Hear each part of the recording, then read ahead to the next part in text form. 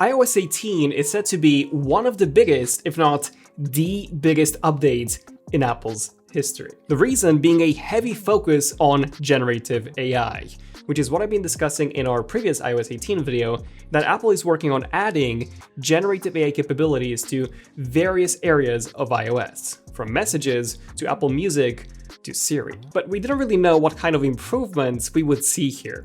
Well, since our previous video in December, there have been a ton of updates that give us a much better idea of what we can expect from iOS 18. And by far the biggest update is something called MGIE. Researchers from Apple have released an AI model that is capable of editing images based on natural language input. Unlike current generative image solutions like Midjourney or DALL-E, where you basically write a sentence of what you want it to generate and it does it for you, Apple's MGIE works in a very different way. And that's because instead of telling it what to create, you give it an image as an input and you tell it what you want to modify. So let's put it to the test, which we actually can, as surprisingly, Apple's MGIE is not only open source, but also already available to test. I've left a link in the description. So if I give it this image of Ren, I can then ask it to add, let's say, a hat, and 20 seconds later, there you go. Ren now has a hat. I can also ask it to turn Ren into a dark brown dog. And here we go. Bat Ren is coming to the rescue. Obviously, it's not perfect. Some of the examples here do work better, like changing someone's hair from red to blue. This surprisingly worked well, or turning day into night. It does need a lot of work, but this gives us a very good idea of what we could expect from iOS 18's generative AI for photos. Like, we've seen Samsung implement generative AI for their Photos app too, with the S24. Here, you can highlight the subject to move it around. You can also erase things from the background, both of which work surprisingly well. But you cannot tell it to edit the photo in a specific way, which is really what Apple is trying to do here. And if you think about it, this is the future of creative work. Kind of like having your own personal freelancer. You give it the image, you tell it what you want the final product to be, and then you get the output, which you can then edit over and over until you're happy with the result. Another big iOS 18 update is Apple GPT.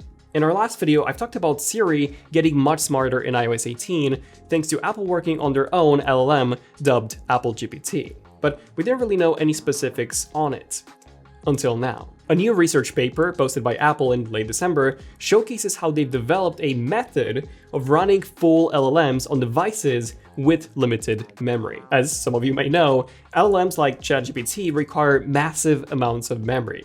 And that's why they're always run on powerful servers.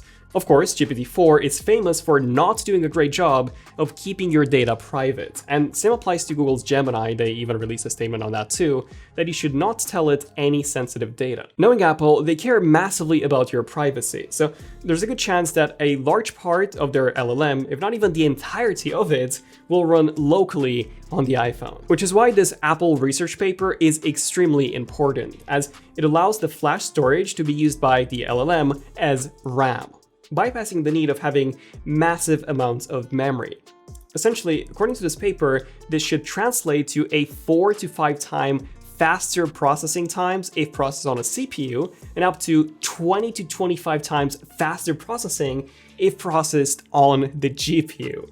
And these numbers are just huge. However, it might be even faster than that, as according to a fresh new report from Economic Daily News, the A18 chip will feature a substantial increase in the amount of its AI compute units. Essentially, we're getting a big upgrade to the neural engine. You see, ever since the iPhone 12, we've had a 16-core neural engine, which was doubled from 8 inside the iPhone 11. So I wouldn't be surprised if the neural core count gets doubled again for some serious AI processing improvements. Essentially, knowing how powerful Apple's mobile chips are, they are very likely to dominate the mobile LLM industry. Oh, and you may have noticed these beautiful wallpapers in the background. These are the 2 new packs that we've launched in Wallpapers this week. The first one is Vibrant Velvet by Atif, and it's a stunning abstract pack that you guys have really been loving. And the second is Minimal Mammals by Woolrod, which features 10 superbly designed scenes of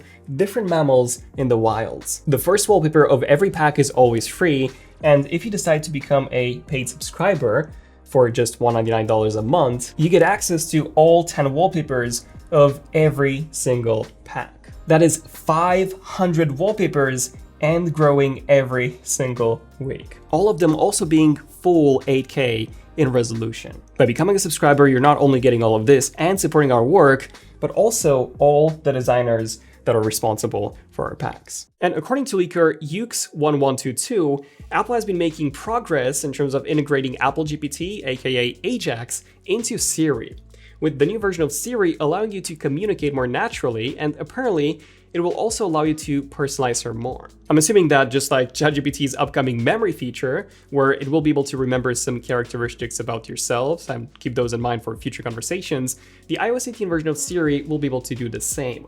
And what's really cool here is that apparently Siri will be able to retain conversations from one device to another. Again, very similar to ChatGPT and how you can have these separate chats that you can access on both desktop and mobile. Of course, that with Siri, you don't really have these chat rooms like you do with ChatGPT, which makes me think that it will save those conversations into her memory. I do wonder how far back Siri will be able to remember though. Now, all of this sounds really exciting, but some of you might not care about iOS 18's AI features at all, or even the much improved Siri, and you just want to see something fresh and new. Well, you're in luck. According to the verifier, iOS 18 will be using a number of visual elements from Vision OS, bringing transparency and edge-to-edge menus to iOS. An example of what this could look like is the new menu bar introduced in tvOS 17.2. That is now simply a floating sidebar with transparency and rounded icons as opposed to the more opaque control center that we've had before. Also, it won't just be the Apple TV app that will be updated, but a bunch of other first-party apps and menus.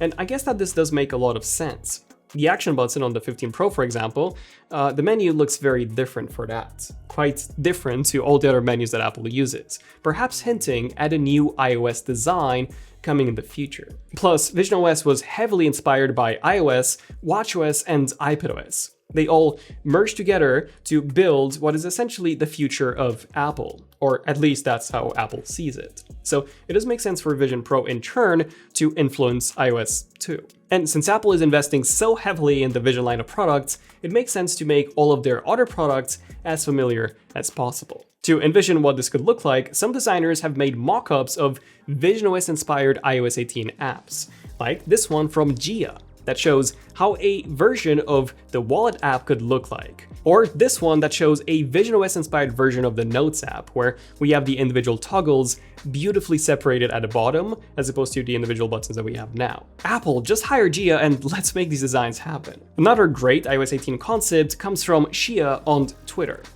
Some of these are clearly just ideas, but logical changes that do make sense, like being able to change the shortcuts on the lock screen, something that I've been requesting for years, or being able to have the control center toggles directly on the home screen. I also love his idea of the home screens becoming this merge of the lock screen changer and the focus modes, or how you can use the dynamic island as a clipboard and then drag things to and from it. But my favorite has to be his version of split-screen multitasking, which lets you push apps up and down depending on your needs. There are a lot of brilliant ideas here that Apple should take and implement, and I do hope that they do, as this would seriously improve iOS as a whole. At the end of the day, iOS 18 is indeed looking like a gigantic upgrade.